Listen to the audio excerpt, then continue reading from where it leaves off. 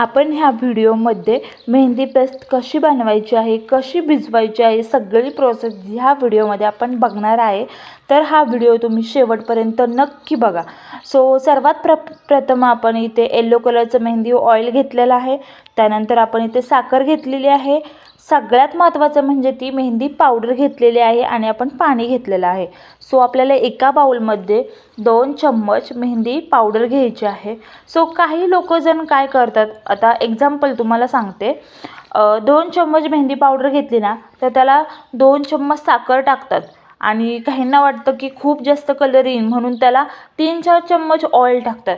तर तुम्ही अशी चूक अजिबात करू नका। आपली जी मेहंदी पेस्ट आहे ती पूर्णपणे बिघडली जाईल।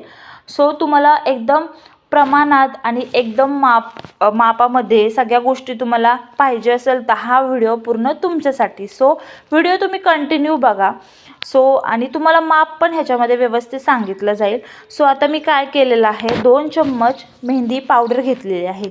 सो 2 चमच्यासाठी आपल्याला 1 चम्मचच साखर लागणार आहे आणि 1 चम्मच साखर टाकल्यानंतर आपल्याला 1 चम्मचच ऑइल टाकायचं आहे। तर आता इथे मी ऑइल येलो टाकले। आता तुमच्याकडे रेड ऑइल पण असेल तर रेड ऑइल पण तुम्ही ॲड करू शकता 1 चम्मच। सो तुम्ही ते स्किप पण करू शकता, ऑप्शनल आहे, तुम्हाला काही प्रॉब्लेम नाही आहे। सो आता मी त्याच्यामध्ये पाणी टाकलेलं आहे आणि ते पाणी टाकून आपल्याला एकदम पेस्ट करून घ्यायची आहे आपल्याला त्याची। सो रेड ऑइल म्हणजे काय असतं, रेड ऑइल ह्याच्यामध्ये आपण ॲड केलं ना त्याने खूप जास्त छान कलर येतो बरं का मेहंदीला।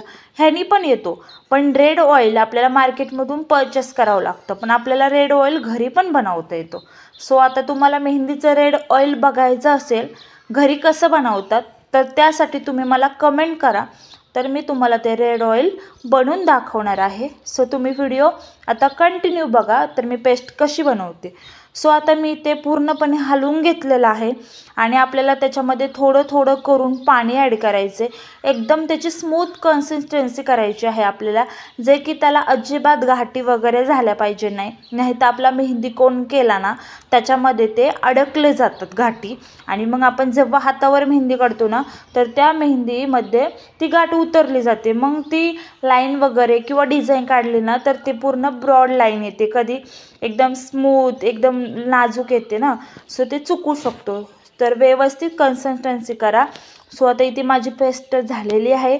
सो आता मी ते 3-4 तासांसाठी पूर्णपणे पॅक डब्बा करून लांब ठेवून देणार आहे। सो तुम्हाला मी मेहंदी कोन कसा बनवते, त्याचा कलर कसा येतो ते बघण्यासाठी तुम्ही नेक्स्ट ब्लॉगमध्ये तो व्हिडिओ नक्की बघा। सो भेटूया नेक्स्ट ब्लॉगमध्ये, बाय।